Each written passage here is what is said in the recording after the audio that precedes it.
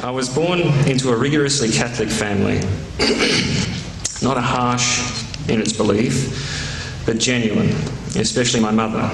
Yet this religion did not take root in me with serious conviction. As I grew, and until in my mid-teens, I had a revival, but it did not last, because it was more about the brother and sisterhood than belief in Prophet Isa as the Messiah and the Son of God. My interest waned as I grew to know the corruption of the official church, and my interest in justice and communism, the pure anarchist form, grew. The Pope's support of evil people like Pinochet, the brutal dictator of Chile, and Noriega, some the same, but from Panama, and his opposition to liberation theology as the preferential option for the poor. Simply put, a genuine religion from God would oppose oppression as immoral, even if inevitable. But the Pope did not do this. It still does not. So I fell into a state of complete kufr, or disbelief, atheism. What appeals most to me about Islam is that although it is based on faith, as the true religion must be, it is faith based in reason and not just emotion. What Allah and His Rasul, or Messenger, sallallahu alaihi wasallam, tells us to believe makes sense. We are told, no, ordered to examine Islam, to find faults if we can, and also to find reasons to believe. Not just accept what priests or other intermediaries invent or interpret. And some of these miracles, I just got notes here now. There's one mentioned about waves upon waves and the water being kept separate. And this is true, and I knew this from reading about submarines trying to enter the Mediterranean during the war and things like that, and it affected how they did this. And this is something we've only discovered this century through going under the water in machines. And yet it was written and spoken over 1400 years ago. This impressed me.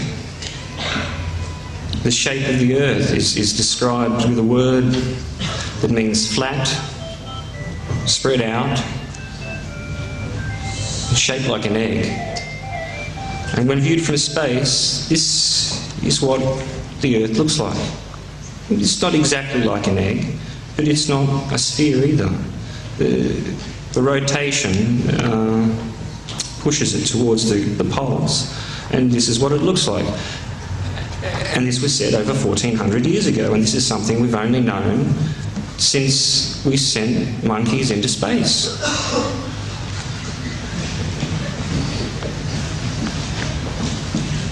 And one of the most amazing of all, the development of the human being just after conception is described in very good detail.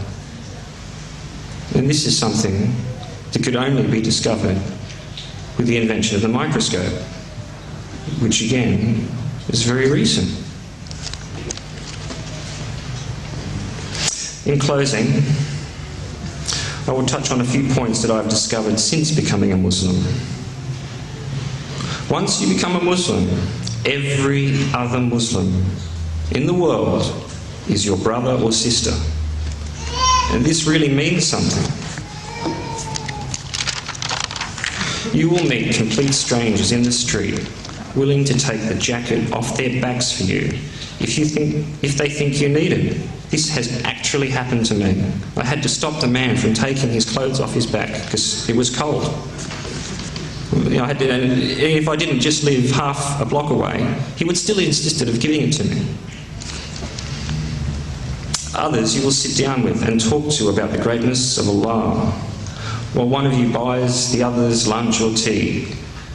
As complete strangers, you've just met, and 30 seconds later you're sitting down and buying each other lunch and talking about the most beautiful thing in your life and competing to give hospitality to each other. If you have any problems, you can share them with willing and interested friends. Something a lot of us can't say, even for those, non-believers as I was. You have good friends, but after a while, people don't want to hear the same problem again and again. Strangers will open their doors to you just because you are Muslim.